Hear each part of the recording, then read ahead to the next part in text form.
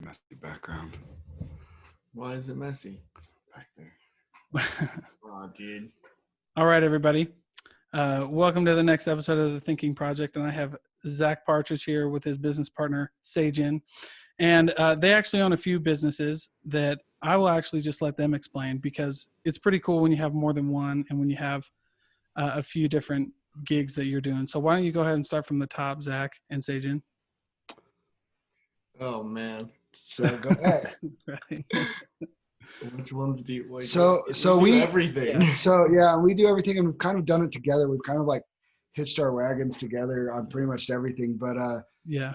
um, Start with Detail Sharks. yeah. So I opened like a little over 7 years ago now with one of my old friends from a mission. I did an LDS mission, and one of my friends from a mission. He moved here, and I had bought my first franchise doing electronic dog fences. Oh, that's And awesome. I was doing dog doors and dog fences, but my goal was always to do business with friends. Like I wanted to go to work every day and do it with like a friend, you know? Yeah. And he Yeah. didn't really want to be in that business, but he really wanted to be. He convinced me that car detailing business was the way to go. Oh, nice. So we opened up Clean Freaks Mobile Auto Detailing. Okay. And after about a year, we got a cease and desist order from a Clean Freaks car wash company in Arizona. Oh, geez. And we got a lawyer involved, and the lawyer said, basically, you'll win. If we go to court, you'll win, but it's going to cost you probably like $5,000 in lawyer's fees. Oh, geez. So Wouldn't it just be cheaper to rebrand it? So we did. And that's how Detail Sharks came about after about a year and a half. What That's inspiration sweet. did you even have for that name? Like, where did that even come from? Because I don't even know. Yeah, Detail Sharks. That's sweet. We just wanted like an animal as as a logo. Oh, Cause like Clean Freaks, it was just like the CF logo. Yeah. And Yeah. so, and it's a little janky. screw you. And, but no, so we just wanted an animal as a logo. Like if you think about it, like all the car washes and stuff around, they all have as an animal as a logo. Quack Gorilla Shine, Quick Quack, like everything. Yeah. So we just liked that, and so we did, and we both liked the shark thing, and we my sister helped us out kind of with like our first logo, and it's transformed over the years. But that's sweet. How long have you had Detail Sharks? So it's like 7.5 years, That's and then a couple years into it, my business partner had to make a decision that was best for his family, and he moved down to Utah County, and it just wasn't working out super well. So we were going to sell the business to our manager at the time. Yeah. It was 19. I was 18. 18. Yeah. That's awesome. Maybe even 17. No, I was 18. You were 18. Yeah. And Saygen, and then we've kind of been hooked in business ever since. That's sweet. So what is Detail Sharks? What is that? What are all the things that you do? Like, what does that entail? I mean, we do pretty much all sorts of cleaning, like on all sorts of automotive things. Okay. I mean, we even do roller coasters. We detail at Lagoon on a yearly basis, doing their like yearly maintenance cleaning. So for like you detail the roller, like the seats? Right. Yeah. Oh, wow. How'd you land that contract? Yeah. Holy cow. That's cool, man. Go through that story because that's a big deal. Lagoon's a big deal. Yeah. I mean, dude, like, I don't really know how any of this truly happened. No, just be honest. So like, we both believe in the law of attraction a lot. And Saygen was the one that kind of introduced me to it a little bit, but like I'm all in on it. And I mean, it's like that was like one of his things. He wanted Lagoon, and to tell the story is crazy. So okay, so my beginning, I guess, experience with Zach and Detail Sharks. I was actually, I had worked for a company called Make Some Models. That was like my first job. Yeah. And I ended up leaving that job, but they're a super high end, dealership. Yeah, I got Salt you. Lake now. Mhm. But I just kind of fell in love with the car community, and I just loved dealing with cars and whatnot in general. Mhm. But I actually left so that I could go backpack in California for a couple of months. And while I was out there, like I just kept thinking, like when I get back, like I just want to own a business. Like that's what I want to do. I'm just gonna put all my efforts into finding something. Well, I get back and I'm like, okay, well, I need to make some money. So I need to find a job. And then I actually came across their advertisement on like the Station Park website and called him up. Because we were at we were at Station Park at the time, Yeah. cleaning cars while people were like shopping or whatever. Whoa, that's cool. There was a huge Holy cow. contract with the tech company Pluralsight out there. Mhm. So I met him, and then things were just going really well, and he just kept boosting my ego, and he was like, "We're doing more sales and more stuff than we've ever been doing," and I was like, Yeah. I want to be in on this. Like I want to grow Yeah. this. Like there's so much potential here, and like just let me do this. And Joe was leaving, and so it just kind of worked. Me and Zach just kind of clicked, and like he's just like my mentor. Realistically, like Sweet. this guy does everything you can imagine, and so it was just we just kind of connected on that level. And then back to the lagoon thing. When we first started, I was like, dude, like cars is not only what we can focus on. Like we have boats, we have RVs. Like I really wanted to get a contract with the UTA and doing like the trains, like the front runner, and like I was like, dude, what about lagoon? Like what if we got into lagoon and like did the roller coasters and Wow. Hill Air Force Base, like the planes? Like there was just so much potential, and so I just kept focusing on that. And then long story short, like I'm out cleaning cars one day with my buddy in our janky Ford Ranger, and this dude walks up to me and he's like, starts, asking me about our services and what we do. And he just hands me his card and it says Jimmy Sunlight, director of operations, and then the Lagoon logo. And I was just like, what is happening? Like, That's real, awesome. it's starting to become a reality.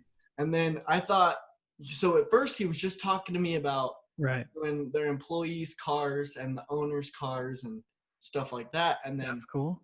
Over the course of a couple of months, like they really loved our work, and then it just evolved. And he was like, hey, like we need somebody to take care of the rides too. Like we need them waxed, we need the seats taken care of, like their sunscreen and skin and gum and yeah, all the gum. Dude, I bet that's gross, man. Yeah, so it gets so nasty. They get real gross. That's really gross. And so it just kind of turned into a thing. We've been doing it for what? This is our third year. Yeah. Wow. So you land. That's a big contract with Lagoon, man. And you just running into him. You were cleaning cars at Station Park?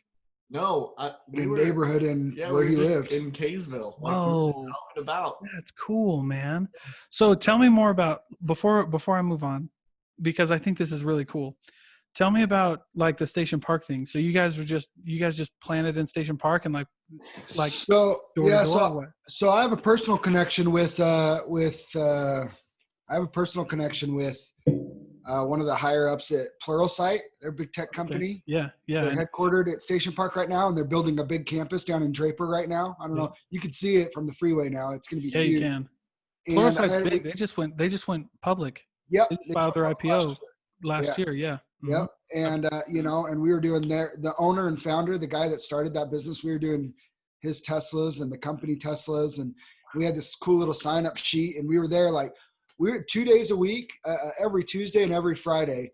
Our whole team was at Station Park just doing Pluralsight employee cars. Wow. That's all we did. And so that was a good deal. And then the company that owns Station Park is called CenterCal. And they and we try to work out some sort of deal where we could detail, on site there.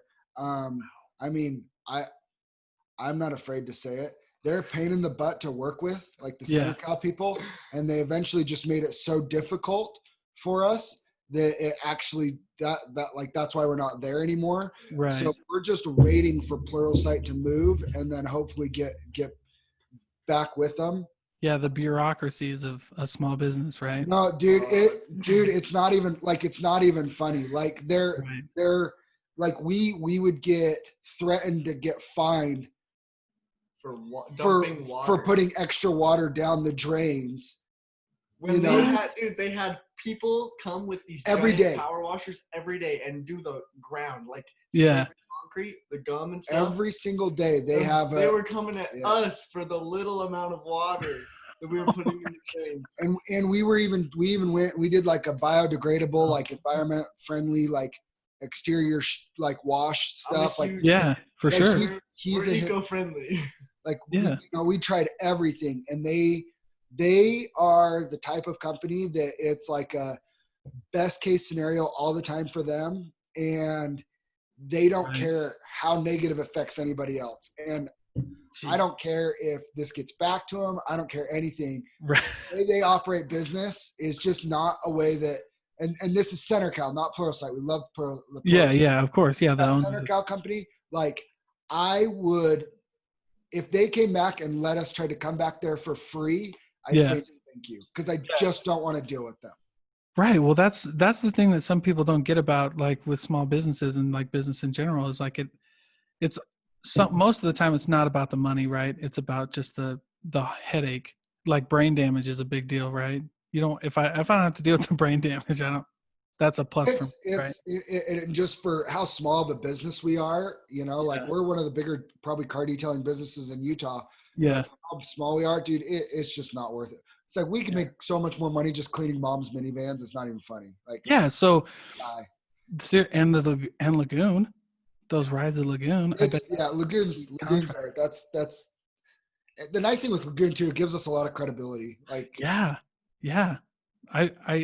I know a lot of people who land one or two of those big ones and ask for like letters of recommendation, and then they just explode, right? Because it's networking and referral, right? Yeah. Holy cow! Like Lagoon's like the landmark of Utah. Like everybody knows Lagoon. Yeah. And it's like, we clean their rides.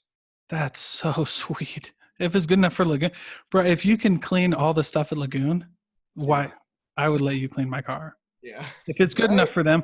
Well, because you got to think about, and pre this whole pandemic thing, but even before all this, it was gross, man.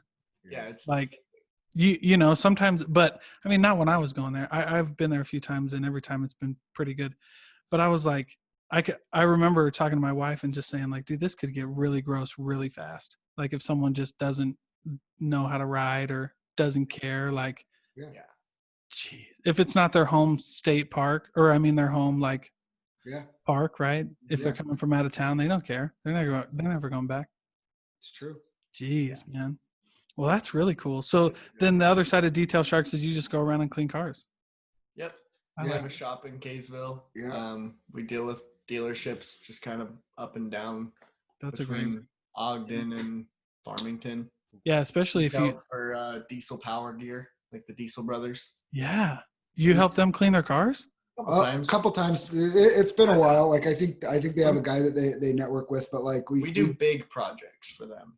Like that's pontoon boats and like some of their big trucks, like their personal huge trucks. Yeah, they're big. Yeah, they're big ones. I live right down by those guys, so I pass there. You do, yeah. I pass their shop all the time. They're way funded. Like you'll see them every once in a while. You'll be driving down or like running by or something, and you'll see them like in the middle of an Instagram video or like their Discovery on their TikTok channel videos. show. Yeah, dude, it's sweet. So Diesel, that's cool. Well, and you can do a lot with detailing, especially. I didn't know this, so I've been in the like automotive industry on the sales side for 5 or 6 years, and there is so many small like mom and pop dealerships out there who like they just slap a sticker on their car out front and try to sell it, which is fine. I don't care at all, but they don't have like all the resources. Like some of the bigger guys, like the Garfs and the Millers and Youngs and stuff like that, like they'll detail their cars sometimes in-house, but most of the time even those guys will outsource, right? We deal with those guys all the time. The Mazda dealership has this. I mean, we're there really often. So Bountiful Mazda. We do all their overflow whenever their guys get even just a little bit backed up. Like we come and catch them up. That's great. Oh, that's such a good idea. Holy cow. But I mean, no different mom and pop shops. I mean, Yeah. there's different levels to it too. Anybody thinks that they can just get a shop vac and a pressure washer and call themselves a mobile detailing business too. And No, that doesn't work like that. it's just different, you know? Right. I mean, So what do you guys, so let me ask you this. I brought up the pandemic, but that's all right. How have you guys been cleaning with that? Have you guys kind of capitalized on that Honestly, market? like we're probably in a better situation than most people, Yeah. like financially and everything. Like it, I mean, I won't lie, it definitely slowed down a little bit, and then the scare with the employees and with Yeah. us, like Yeah. With like 2 to 3 weeks where it was really like everything was up in the air because it's like yeah, our employees didn't really know if it was like safe to be going into strangers' cars, and it's like Yeah, that would be we weren't gonna tough. force anybody. Yeah. yeah, and that was our thing. We're not, if they're not comfortable, we're not going to force them to go work, but at the same time, we're Sure. also not going to say you no, we're closed, you can't go work if they want to. So it Right. was just a really weird like transition and balancing time. Yeah, man. No, I'm with you on that because it's at the beginning it was scary and you definitely wanted to respect it, right? Maybe Mhm. not buy into all the hype right away, but you want to respect a sickness, right? Yeah. So that's not, but like cleaning part of it, right? Like you guys were able to like, hey, we can clean and disinfect cars too and stuff like that, Well, right? at the beginning, no one really knew how. That's So true. that was kind of That's the true. awkward position of like, well, we're not going to put our guys in danger, but we're not going to put them in financial danger either. Right. So if you Well, want to work, you can go work, or we can we'll get you figure work. out. Well, I feel like that's how everybody went though. I feel like everybody went to like the just day by day. Like Mhm. we didn't know what was going to happen tomorrow. Everything changed. Everything changed day to day. Everything changed. Yeah, and so it was nuts. Even like in the sales world, like one day it's just like the faucet turned off, and then it was just like I don't know what's going to happen the next day or the next day or the next Yeah. day. And that's crazy. So how did you guys have like a plan for that or? We just like honestly, like we talked one night and we were just like, we can't force our guys to work. Like we don't want to force them to work. But at the Right. same time, like if they got bills to pay and they want to work, like we don't have to stop them. So like the way we kind of operate it too. So we have our shop and then we have 2 mobile vans. Okay. And so we have a guy that runs our shop, and then each of the mobile vans, they kind of have like a team leader type. Yeah. And they Okay. have a guy that works under them. So it's like, and they're employees, but we almost make them look at it like a franchise, like their own little business. Right. So it's like, if you want to go out and make money, like take your van and go make money. Right. Or if you want, you want to make money, like schedule details for the shop and get your work done. But if you don't, That's like sweet. it was like we have numbers that they have to hit. Yeah. We help provide them with jobs, and then they're able to go get their own jobs too. And That's sweet. we work with them on that because we want to give them like a little bit of ownership of what they're doing and like For sure. unlimited potential for their earning potential, right? Yeah. We don't want to just say, hey, you make $12 an hour as a detailer, like clock in, clock out, bye. Right. Want them to have a little bit of ownership on what they're doing too, so that they don't just feel like they're a part of the team building something and not just an employee. Right. Well, yeah, I think one of my favorite sayings, yeah, I got my accounting degree, and one of my favorite sayings that I learned during like my time as an accountant was like, if there's no equity, there's no ownership, right? Like if there's no skin in the game, if you don't have a reason, whether it's financially or whatever, right? If there's no equity, there's no ownership. Mm-hmm. Yeah. And so it was just like this thing. It was just, so we kind of just put it on them. And that was like I said, like they have numbers, goals that they have to hit. That was like their get out of jail free, like last month and the time before that, where it's like, we're not gonna, we're not gonna maintain the quotas or something like that. Yeah. Mm-hmm. Well, and it honestly, it kind of worked out because one of our van guys, he just had his baby. Oh yeah. So like he was like, okay, like I'm not really gonna do much, and so we kind of just funneled it all onto the other guy who wanted to work, Mm-hmm. and it just, I don't know, dude, it just worked. That's Like good though. we just went day by day, and it just worked, Our cash flow worked. and we're That's fine. great though. I think that's a lot of things. A lot of things people miss are part of that, right? Or like you got to hustle. Like you got to find a way to do it, Yeah. Mhm. and Well, you got to find a way. there's two types of people. I'm a firm believer there's two types of people in this world. There's people that look at the problems, and then there's people that look for solutions. Yeah. And that's a big thing. And me and Saygen, backgrounds, a lot of things, like we are as different Why not? comes, you know? Yeah. Why not? Like, I mean, we really are. Like, Yeah. it's really, I think it's one thing that I enjoy about our friendship the most is we both come from completely different areas, but Yeah. we both have the same mindset is we don't look at problems, we look for solutions. Well, And you then- have, yeah, you have to, especially as small business owners, especially if this is your livelihood, Yeah. It's right? You can't, constant. yeah, you, And so, so it's constant innovation. It's constant, Yeah. okay, this isn't working. We need to do this. It's not, oh, this isn't working. Like, freak, what Yeah. are we going to do? Like you can't just sit around and just wait. Like, I like it. Yeah. so I'd say that's probably the biggest reason why it's worked is that mindset is where we are on the same page. Yeah. Well, and I talked to a lot of people. So before I started doing like this podcast and stuff, one of the things I like doing was talking to people about like their ideas on business and like finance and Sure. their mental health, like their mentalities and stuff like that. And I just found a lot of people, it's hard to find solutions, right? And some people, eh, you know, it's easy for some people to find solutions. Let me put it that way. And then other people just don't get it, right? It doesn't click. But then they want to try something new, right? And I'm like, yeah, but you can't jump into that thinking that the only thing you're going to try to do is manage people instead of lead people, or not have any idea, right? Or piggyback off of something, right? Yeah. I feel like most people are focus too much on just the problems and Yeah. not how easy it is to fix it, right? The solution. But then I feel like it gets even smaller on the people that are willing to execute the solution once they figure it out.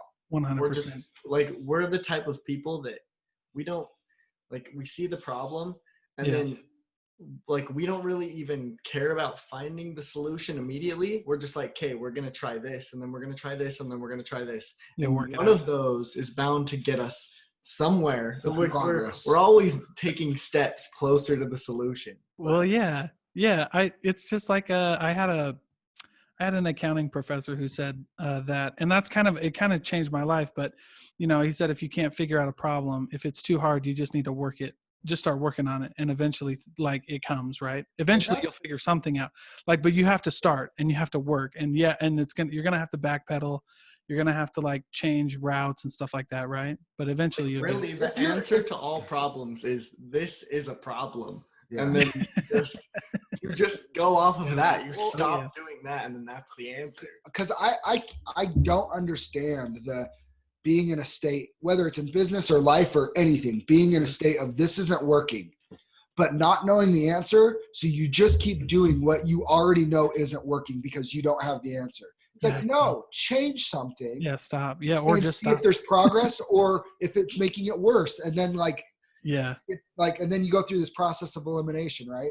And so I like it. again, that's why it works, because when there's problems, we've been pretty good about avoiding it's your fault or whatever.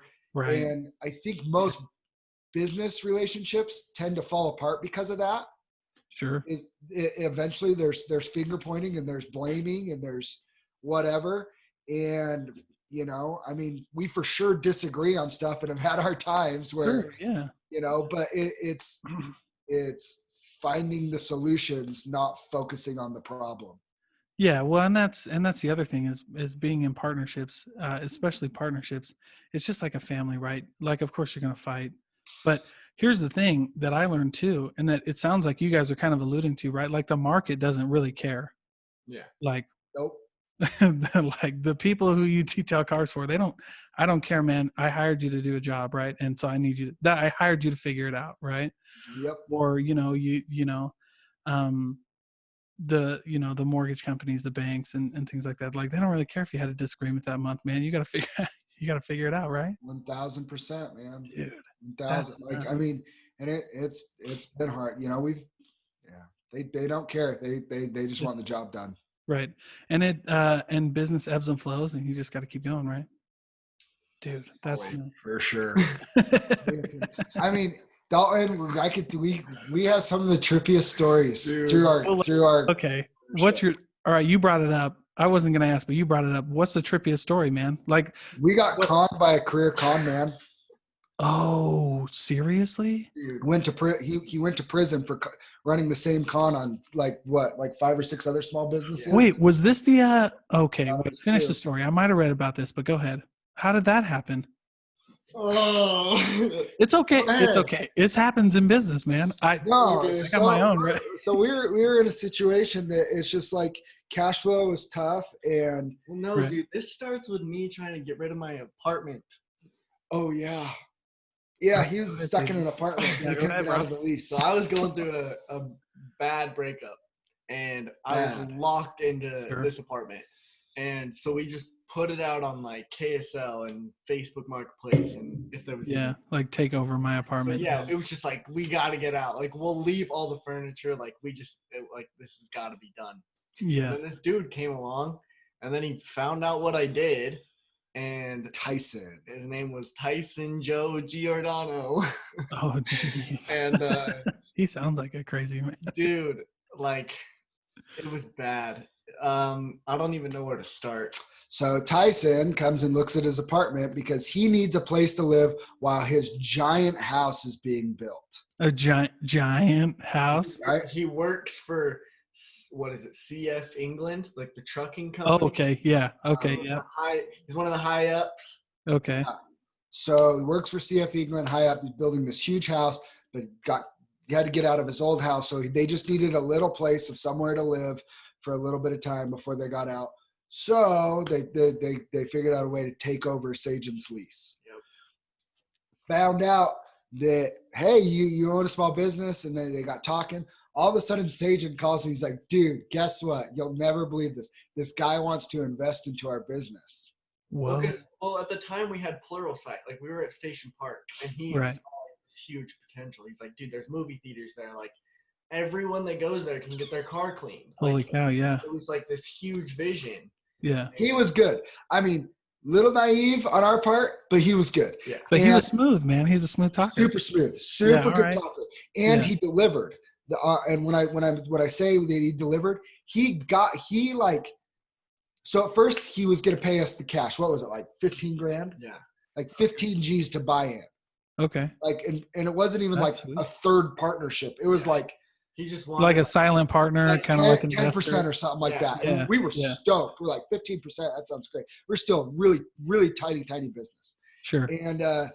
And he's like, he's going to give us this 15 grand. Well, his money was froze because he was being audited by the IRS because him and his wife both claimed their child on the taxes in the same year. That's weird. The story they gave. Yeah. That's weird, man. And we're like, that's weird, but okay. Like, I mean, yeah, sure. He didn't give us any reason to not believe him. And really, even if he never comes up with the money, he was out working for us for free. Wow. He was getting us jobs. Like he's doing cold calls. He was like, when I say he delivered, he got us like 3 or 4 like little dealership jobs in like the Roy Ogden area. Wow. And so what did we care? Maybe he never gives us the money. Like he's crazy. But he's got some gigs. Yeah. He's bringing something to the table. Okay. So then this is where it comes in. He goes, dude, the money is tied up. I should have it soon, but here, let me pay the cell phone bill for the business. No. It was the credit card. He wanted a credit card, and then he wanted to go get a phone plan so that we could all have phones. Okay. And then, so we give him the credit card number and everything. And he was like, let me pay it. Like everything is going to get taken care of. Yeah. And then he gets access to the phones. Yeah. So we put a, Oh, so we opened up a phone plan. So it's like Under our EIN number, like under our yes. Okay. Yeah. but then Yeah. somehow but we didn't give him permission. This is what we still didn't figure out. Yeah. Is so he somehow conned the person at Sprint, and I'm gonna throw them right under the bus because they sucked through the whole process. He figured out he conned somebody at Sprint, and he got on as like an authorized user on the phone plan. We got 3 phones on there. Like we have 3 phones. Like 2 of them are already paid off. One of them like was an iPhone that he wanted on our business line. Oh, geez. And then the next thing we know. So, and then all of a sudden we're getting these notices, and then time goes by and we're getting these notices from Sprint that the phone bill isn't paid. And so we're like, dude, pay the phone bill. Oh, I get it taken care of. Dude, pay the phone bill. Oh, I get it taken care of. Whatever. And our phones like get shut off. Whoa, seriously? Yeah. And so then we're trying to like figure out what's going on and all this stuff. And then we find out one of our employees' dads is a parole officer. Yeah, Jake's. Yeah. Oh no. Parole officer. Say names, but And that's fine. And he starts looking into the guy, and that dude is got a warrant out for his arrest. Yeah. And he is. Oh, and then the cell phone bill. Yeah. So we was like a couple grand. No, like $18,000. Owed total, but like yes. the monthly bill was like a couple grand, and we're like, "What the f's going on?" Yeah, what? So we look at the cell phone bill. He'd gone out and leased brand new iPhones up to 10, a ton of them, like eight devices. Oh, and then we find out that he'd been telling our employees, "Yeah, give me some money, I can get you a new Apple Watch. Give me some money, I can get you the new iPhone." Or whatever. No. So they're giving him money to do it. He's telling, dude, and then all of a sudden it's like, it's all crumbling. He's in my basement. We're on the phone with him. I'm sitting there. I'm like, dude, if you don't get us the money that you promised just to pay the cell phone bill, I'm not talking about you buying into our business. And he's still like trying to work an angle like he's trying to be a business partner too. Oh, I'm like, if you don't give us the $2,000 to pay for this cell phone and those cell phones by tomorrow, like I'm getting in my truck and I'm going to hunt you down. Oh no. And he goes, I promise you'll have it tomorrow. Lo and behold, a message in the mail, a letter in the mail comes to my house. Oh, I open it. There's a piece of paper in it with his signature on it. That was it. Oh, geez. And by the time I went to go look at him, he'd already been booked. He'd already been arrested and booked for running the same scam on God, like 5 or 6 other small businesses. And so him and his little girlfriend or whatever, they'd con these businesses. They'd get access to their cell phones. They'd open up a whole bunch of cell phone lines under them. And then even though there's still payment plans on them, he'd unlock them or whatever, change the SIM card. I don't know what he was doing. And then he'd sell them on KSL or whatever. Are you serious? And then just take the cash. You got to remember, these phones are like $1,200, you know? Yeah, they are. Holy crap. What? Yeah. And then it took us 18 months to get it. On every single day with Sprint, dude. It took us 18 months between Harrisville Police Department and Sprint and everything to like get it all its fraud and like wiped away so we didn't have to pay it and stuff. We had to close our business. We lost our phone number that we had been building up for the last 4 years. We had to get a brand new business line phone number. So yeah, it was rough. Wow. He's out of prison. So Tyson, if you somehow are hearing this, I'm still gonna find you one day. You should. I actually found him on Facebook and messaged him, and he blocked me like that. Yeah, heck yeah, man. That's messed up, dude. That's that's about all you got, right? Is like that. It's just crazy, but that stuff happens, right? Like, oh geez. I mean, I wasn't even like 20, and I was like so torn down from it. Oh my goodness. Well, who wouldn't be? But you guys bounce back, right? Okay. Yeah. And this for anybody listening out there, I've done with taxes enough that the IRS doesn't freeze your account. You can't even claim. So 2 people can't claim the same child if I claim like let's say my wife and I are divorced, if I claim my child and my wife files a separate tax return with that same child on there, they won't even let you file it. Right? Yeah, we didn't know. Jeez, I man. wish you would No, you guys I've never been divorced. We were just like, but at the same time too, we were looking at it as like, who cares? He's getting us Yeah. jobs. Yeah. Because Yeah. I mean, after a few weeks, our BS meters were kind of going off. Like, Right. this dude really have the money? And it's like, I don't know. And we even would be like, dude, I don't think you really got the money. Oh, I have the money, you know. Da, da, He da. was driving like a Chevy Aveo. Yeah. Oh, geez. Like, dude, and then we looked him up on LinkedIn, and he was like a service manager at that Yeah. And, England, that CF England Yeah. company or whatever. That's Like, weird. he wasn't even a big wig.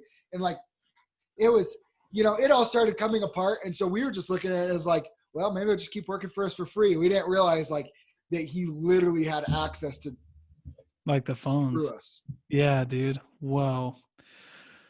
Well, that's a crazy story, man. Like, but it's like, I don't know. I really appreciate you telling that story because it'll help somebody. Like, I mean, It's a yeah, crazy that's story, probably man. the craziest, but it's like like it's the life of an entrepreneur is just so different than anything else. Yeah, man. And like, it's really hard for non-entrepreneurs to understand it. Like, like heaven bless my wife because it's taken her almost 10 and a half years. Like she's never been nothing but supportive, and Yeah. she appreciates that I work hard and stuff like that. But when you're not an entrepreneur, and it's probably a good thing that she's not, Right. it's so hard to like deal with somebody that's an entrepreneur because of the way that really we're is. wired. Like we're just wired different. You know what I mean? Yeah. But yeah, And they think we're crazy, man. They think we're crazy. Like, we are. because my wife's the same way.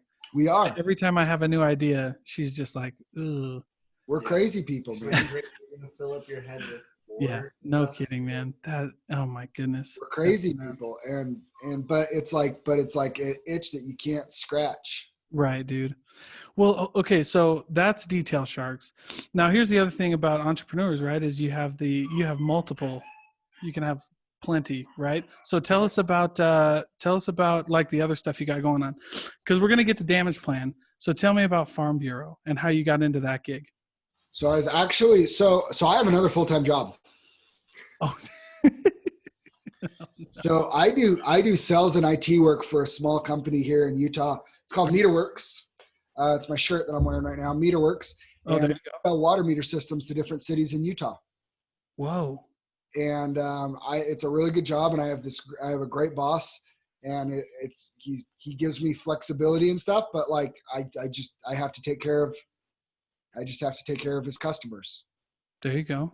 And so, but he gives me a lot of freedom to go do my other stuff as long as his customers are taken care of. So yeah, that's the deal. So I do that, but it's a small little family company, and so I actually applied for a job at Pluralsight to try and like progress my career maybe and get with a company that I could maybe grow with. Yeah. And thank goodness, like timing just didn't work out and whatever. And I didn't get a job there. And my boss at MeterWorks kind of gave me a raise to help incentivize me to stay there and not go look for other places to do that. And so then I was like, well, what else can I do with this flexibility and stuff? Cause I don't clean cars like anymore. I used to clean cars. I don't want to do it. Yeah, you get burned out. I'd rather leave the true. business if I have to go back and clean cars. I don't want to clean cars. Yeah. And then I'd been a client of Farm Bureaus for like 5 or 6 years. Okay, cool. And then I talked to my agent, and I was like, what's it like to be an insurance agent? And so now it's like, I mean, anybody that's an entrepreneur, I think they should try and get into something with like residual income. And like that's what insurance is I wanted to get involved into something that, I could build a residual income off of, like this. I'm starting my 3rd year right now in the business. Oh, cool. It's nice. Not everything that I'm getting commissions on that I'm doing right now, I'm also going to get commissions on what I did last May and then the May before that, Yeah, when people re-up. So it's That's like way cool. So what was your journey like getting into that? Because that's kind of like a franchise, right? Yeah, I own my own agency. We're here Okay. in my insurance office right now. It's like my own agency. Farm Bureau does things a little bit different, Okay. but I looked at multiple different insurance companies, but Yeah. they offer what I feel like is the best plan for agents just starting. Yeah. So if anybody's ever interested in getting into insurance, feel free to reach out and talk to me about it. Cause like Yeah. I know people who've got started with all the different companies, and there are a couple things that made me go with Farm Bureau. Is one is I felt like they had the best contract for new agents. But Okay. two, they when insurance matters, I feel like they're really good and actually second to none. Like Yeah. when you need a claim done, they're the company that doesn't haggle with you and try and undercut you on like value of your car or whatever and stuff like that. Like Yeah. I feel like they're really good at that type, like the customer service. And if I'm going to be bringing my friends and family specifically and other clients, the last thing I want is my dad calling me when he needed a new roof because of a hailstorm and saying Oh, geez. Farm Bureau is trying to screw me on the value of my roof or what, you know what I mean? Yeah. Well, yeah, that's scary, man. And that's what it's happens all the yeah. time in insurance, right? Adjusters Yeah. or whatever, they make these calls. They're like, we're telling you your roof's only worth this. And they're like, well, the roofing company is going to charge me this. And then, it's, Yeah. you don't want, they're already going through like homeowners or people, like they're already going through something that's tough. They don't want the added stress of fighting with adjusters versus contractors or whoever, or body shops or whatever, on what's necessary and what's not. Like that, Yeah, they man. need that in their life. Right. Hero's been pretty good about, with all my clients at least, and my experience, it's like they've been pretty good with. So it's like if everybody pays for insurance, nobody likes to pay for insurance, but if you pay for insurance, like even if you pay a little bit more than you think, Sure. I can live with that. I can live with paying more than I'd like to pay for it or whatever. Well, yeah. If I know that if something happens, I don't have to haggle and stuff. That's what I care about. Right. Well, I call it the Amazon effect, right? Like if you go on Amazon, it's definitely not the cheapest, right? But they're easy, in some places you can get it next day or same day, right? Yeah. And their return policies, I mean, it's easy, right? Yeah. And that's what I call the Amazon effect. Like people will pay a little bit more to know that they'll be taken care of, right? Yeah. That they don't have to worry about all the little ins and outs, right? And if you can save money and still get that, then that's good, right? Yeah, the scary part with the insurance industry is too, though, so many people go on to Geico or Progressive and they like do it on their own. And you're seeing all these companies. Root is a big new one. Oh yeah, dude. I'm gonna say it right now. They suck. So if you have them, run. But I bet Root sucks. Huh? I said I bet Root sucks. Yeah. But because when the way they do it, when you have somebody that's just on the phone that you'll never have to talk to again, their only goal is to make the sell. They don't care about you. Right. What I really like about the companies that still have an insurance agent is, man, if I screw something up on their policy or I don't give them the right coverage for what they need, yeah, they're calling me on my cell phone and chewing my butt out. Right. Yeah. That person that's on the other end of a call center, they don't have to worry about that. Yeah. And quite frankly, most people don't even know what their insurance limits are and how much it should be or anything like that. Yeah, that's scary. So yeah, it's scary. like, so 50% of Utah is driving around on state minimums or without insurance right now. Jeez. So now I heard this, I don't know if it's true. Is what is it called? Is Utah an at-fault state, or what is it called? A fault state? Like it doesn't matter who gets in, right? No, that's not totally true. Like, okay, all right, yeah, somebody else hits you. Break it down. If somebody else hits you, but it's still a problem. So if somebody's driving around without insurance though, and they hit you, and you don't have very good insurance, you're still screwed. Yeah, that's not good, man. That's not good. Oh gosh, car accidents freak me out, man, because they're just, dude. It's I scary. don't worry about me. I worry about So everything if that part of this business is gratifying, is at least I know like that you can help people. that I can help people, Yeah. get in a better spot. If I could save them money, that's great too. Like, I'm saving somebody like over $1,000 a year, like just get them switched over today. And that's great. Yeah. Feels good. But I doubled their coverage too. And save it. Yeah, that's good, man. That makes me feel that's even better. And I'm the type of person too. If I tell people you have good coverage and it's cheaper, don't switch with me. You're getting a better deal right now. Like, Yeah. Yeah. I think that helps build credibility. And I think I also think when you're like in something like sales or business, like the long game matters. You know what I mean? Like if you tell somebody, hey, it might, like for me example, right? Like you're paying less for your car and it's doing what you need to do. Like it's probably not a good idea to buy this one or something like that. I might not get the sale that day, right? But they'll remember that somebody was honest with them, right? And I've had experiences like that, like where they were like, dude, you were the only person who was real with me. These other guys tried to whatever, right? And so now I'm officially ready to upgrade or whatever. And I'm ready to go with you because I remember you not trying to screw me. we built Detail Sharks on like, we treat people fair, Yeah. like we just do. Right. Cause that's all. Yeah. Even the customers that aren't fair back with us. That's yeah, man. That's insane, dude. Okay. Real quick before cause I like the damage plan, right? That's the shirt I got on. I have that shirt. It's a good shirt. It is a good shirt, man. I like it. So tell me about both of you, how did you guys because we were talking about this earlier, like it's hard to get into like the entrepreneurial game or the business owner game. So like what made you want to do it? My answer is just freedom. Yeah. But you were young when you started. Why so young? Because a lot of people don't get in that game until a little bit later, until after maybe they worked a couple years for the man. And the time to do it is young. He had this. That's true, man. You have nothing to lose. Like, man, when I got into it, I already had a mortgage. I was already married and had one kid. Yeah, I already had a kid. Yeah.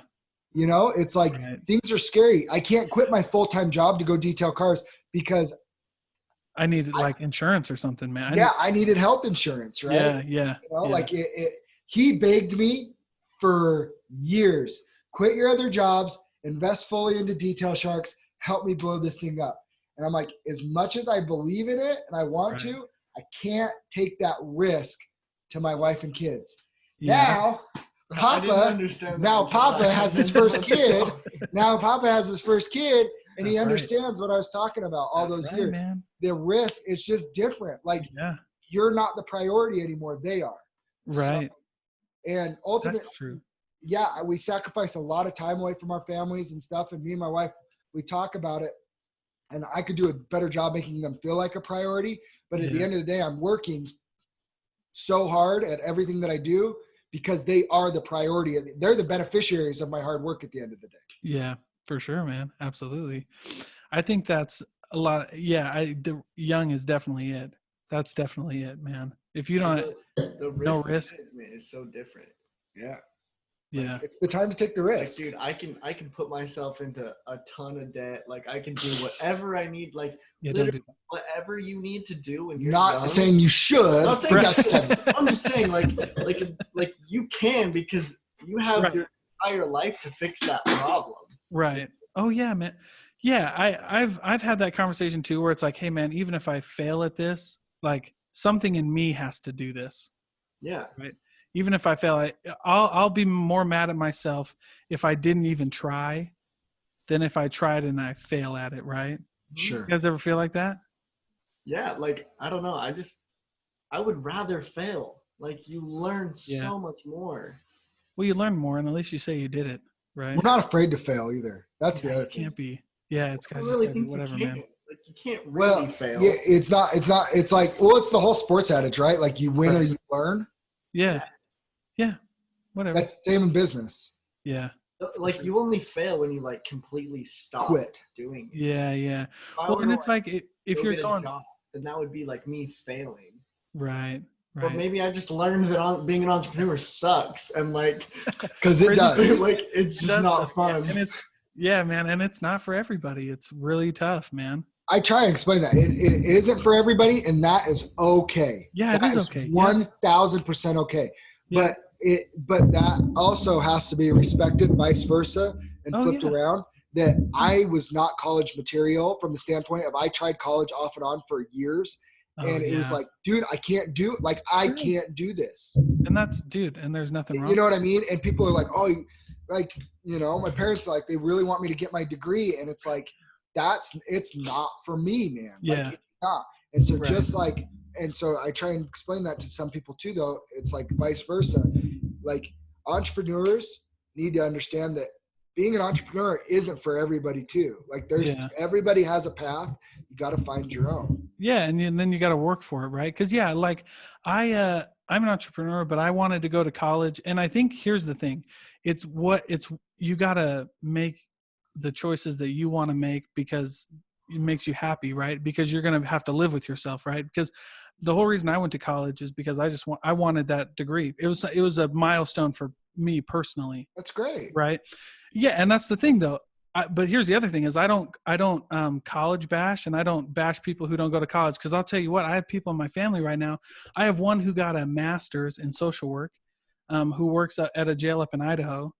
And then his brother I don't even think his brother went to a trade school. He just started a lineman apprenticeship as a lineman down in California. And yes. And those two get in fights all the time. He's like, I got a master's degree. How can you afford that? And I can't, or something like that. Right. And it's not all about the money. I'm not trying to make it about the money. That's the problem mindset, realistically. Yeah. But that's the thing is he didn't go to college, and he's doing what he loves, and he's doing great in life. And the other guy went to college and is doing great, you know, and is living his life. So I think you're right on, Zach. Like people, you just got to respect everybody's hustle. That's the thing. It's okay. Yeah. Like not one thing is gonna make everyone $1 million. Like everyone is gonna make $1 million in their own way, you know? Yeah. Oh yeah. Well, and I think people get caught up in trying to be like the next Jeff Bezos or Elon Musk, or like, dude. Well, it's fun and it's sexy, and who doesn't want to be like this, like gajillionaire? Yeah, but they don't see anything else except for like big dollar signs. Like, oh, he has whatever. But like, dude, Jeff Bezos and Elon Musk and Bill Gates, they work way harder than all of you. Like, is that really what you want, or do you just want the money to go do whatever it is that you feel like you want to do? And why aren't you doing that anyway?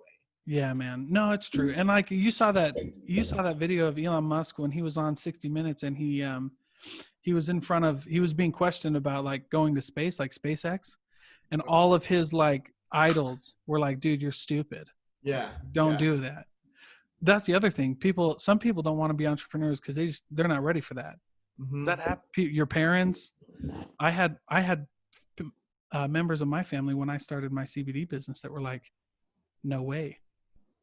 Right. Even though it's legal and you know, and it's from hemp and not marijuana and stuff like that, but they just couldn't get it, man. They just didn't get it. And that's okay too. And that's what that's what I've learned. Like, you know, my parents, love my parents. They're both very supportive. Like I'm in some ways, like, I think they're really proud of the man that I've become, but in some ways I think that they kind of wish that like I was on a little bit of a different path too. And I did things differently.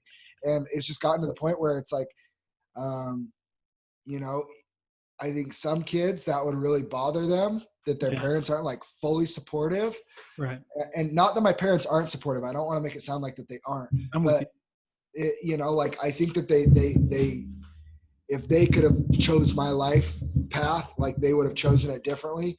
It's just like, look at where it's coming from, and where they're coming from is a good place, you know? Love. So, you know, you're one person that's a linesman in your family versus the other one. It's, you know, they're coming from that was what's best for me. I just want what's best for you, probably. Yeah. You know? Yeah, absolutely. Oh yeah, absolutely. They love each other and they get along. Yeah. But I'm just saying, you know, it's just it's that whole dichotomy of like school versus not. And you got to understand people, and you have to understand what makes different individuals tick. Right. You know? Some people need to be told how great they are, and some people need to be told, you know, suck it up, you can do more. Like, I expect more out of you. You know, like it's everybody's just so different and has to be communicated in a different way. And you get the best out of them from different ways. That's why it's like, let everybody find their own path and like help them along that path and their path. Don't worry about the way that you did it. Oh, for sure, man. Absolutely. Well, that's it. Is it just at the end of the day, you got to do what you got to do to make yourself happy. And we'll talk, we'll definitely catch up on this, on Damage Plan. Because I think, the fights are starting up again. Thank goodness. And we'll talk more about You should be, man. I'm jacked too. We'll have fun on Saturday, bro. But thanks for being here, guys, and thanks for like being willing to come on and sharing your stories with us. And I think it'll help everybody out. And we got more, so we can do this again. Yeah, dude. oh heck, oh yeah. We'll definitely do it again. I think we could have all 3 or 4 of us on, man. But we'll do it again. But I appreciate you guys' time, and do you guys keep, and for those of you guys out there, Detail Sharks, they'll detail your car. You can get insurance or one-stop shop, man. So we'll peace out though. Thanks, guys. Thanks, Dylan.